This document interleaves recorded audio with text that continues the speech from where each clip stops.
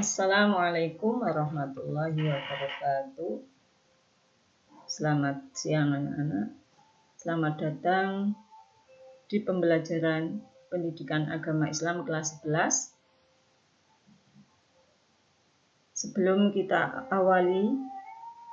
kita mulai pembelajaran pada hari ini, marilah kita buka dengan berdoa, dengan baca basmalah. Mudah-mudahan apa yang akan kita pelajari bernilai ibadah, anak-anak diberikan pemahaman dan kelancaran dalam belajar.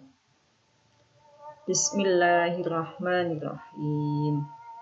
Masih semangat ya?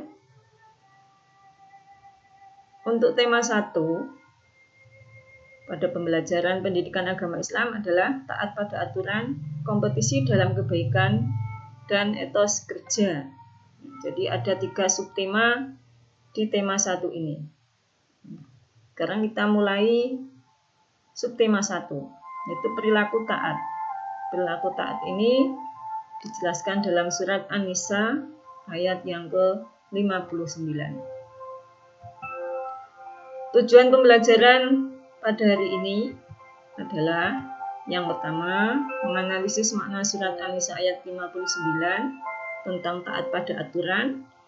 Yang kedua, membaca surat An-Nisa ayat 59 sesuai dengan kaidah tajwid dan makharijul huruf. Yang ketiga, mendemonstrasikan hafalan surat An-Nisa ayat 59 dengan fasih dan lancar. Kita mulai satu persatu. Yang pertama, menganalisis makna. Menganalisis makna yang dimaksud di sini terdiri dari yang pertama, analisis tentang hukum bacaan atau tajwid. Yang kedua, menganalisis arti terjemah baik secara mufradat maupun secara ijmali. Mufradat maksudnya di sini adalah secara arti kata. Kemudian yang ketiga, menganalisis tentang isi kandungan. Baiklah, kita mulai dari analisis yang pertama. Tapi sebelumnya, mohon untuk dibuka Al-Qur'annya. Dibuka surat An-Nisa ayat 59. Tolong dicermati baik-baik. Bisa Anda belajar dengan membuka Al-Quran sendiri, bisa juga dengan mencermati tayangan berikut. Masih semangat ya? Tolong diperhatikan. Kita baca surat An-Nisa ayat 59. Tolong diperhatikan. A'udzu billahi minasy syaithanir rajim.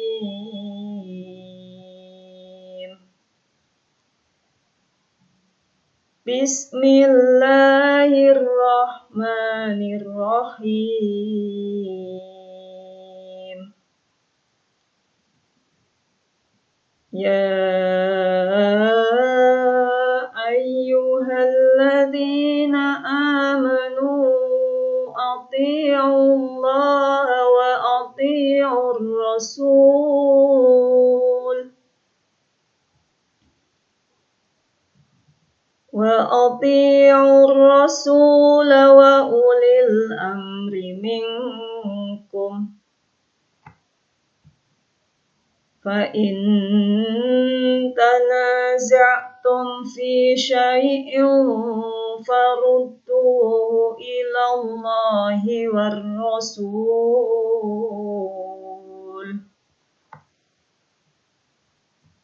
Farudduhu ila Allahi war rasul in kuntum tu'minuna billahi wal yaumil akhir. Dzalika khairu wa ahsanu ta'wila. Shadaqallahul adzim.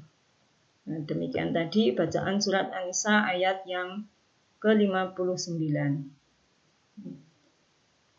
Kita mulai dari analisis yang pertama, yaitu menganalisis tentang kaidah tajwid. Untuk analisis yang pertama, kita nanti akan membahas di pertemuan berikutnya. Dan sekarang kita ke arti secara mufradat atau arti kata. Ya ayyuhalladzina amanu, wahai orang-orang yang beriman, atiullaha, taatilah Allah, wa atiur rasul, dan taatlah kamu kepada Rasul. Dalam hal ini adalah Nabi Muhammad sallallahu alaihi wasallam. Wa ulil amri minkum, dan juga ulil amri di antara kalian. Fa in tanaza'tum fi syai'in, jika kamu berselisih pendapat tentang sesuatu, farudduhu ilallahi war rasul, maka kembalilah kepada Allah, dalam hal ini Al-Qur'an, war rasul, dan Rasul atau as-sunnah. In kuntum tu'minuna billah, jika kamu benar-benar orang yang beriman kepada Allah, wal yaumil akhir, dan juga beriman kepada hari akhir. Dzalika khairun, yang demikian ini lebih baik, wa ahsanu ta'wila, dan lebih baik akibatnya. Itu arti secara mufradat atau arti kata. Nah, arti secara ijmali atau keseluruhan, artinya wahai orang-orang yang beriman, taatilah Allah dan taatilah Rasul Muhammad dan ulil amri, pemegang kekuasaan di antara kamu. Kemudian jika kamu berbeda pendapat tentang sesuatu, maka kembalilah kepada Allah dan Rasul, sunnahnya, jika kamu beriman kepada Allah dan hari kemudian. Yang demikian itu lebih utama bagimu dan lebih baik akibatnya. Asbabun nuzul, atau sebab-sebab turunnya surat An-Nisa ayat 59. Ada beberapa pendapat tentang sebab diturunkannya surat An-Nisa ayat 59. Yang pertama, menurut Ibnu Abbas, hal ini berkaitan dengan peristiwa yang dialami oleh Abdullah bin Hudzaifah bin Qais As-Samhi ketika Rasulullah Shallallahu Alaihi Wasallam mengangkatnya menjadi pemimpin dalam syariah. Kemudian yang kedua, menurut As-Sadi, surat An-Nisa ayat 59 ini turun berkenaan dengan peristiwa yang dialami oleh Amr bin Yasir dan Khalid bin Walid ketika keduanya diangkat oleh Rasulullah Shallallahu Alaihi Wasallam sebagai pemimpin dalam syariah. Syariah maksudnya adalah satu peperangan yang dipimpin oleh sahabat. Di mana dalam syariah ini Rasulullah Shallallahu Alaihi Wasallam mengutus sahabat untuk memimpin perang. Jadi Rasul tidak ikut terjun langsung di medan perang. Nah, sekarang siapa itu ulil amri? Menurut Abu Ja'far Muhammad bin Jarir at-Tabari, ulil amri adalah umaro, ahlul ilmi wal fiqh, yaitu mereka yang memiliki ilmu dan juga pengetahuan akan fikih. Sebagian ulama yang lain berpendapat bahwa ulil amri itu adalah sahabat-sahabat Rasulullah. Yang kedua, menurut Al-Mawardi, ada 4 pendapat dalam mengartikan kalimat ulil amri. Yang pertama, umaro, pemimpin masalah keduniaan. Kemudian yang kedua, ulama dan fuqaha. Yang ketiga, sahabat Rasulullah Shallallahu Alaihi Wasallam, yaitu semua sahabat.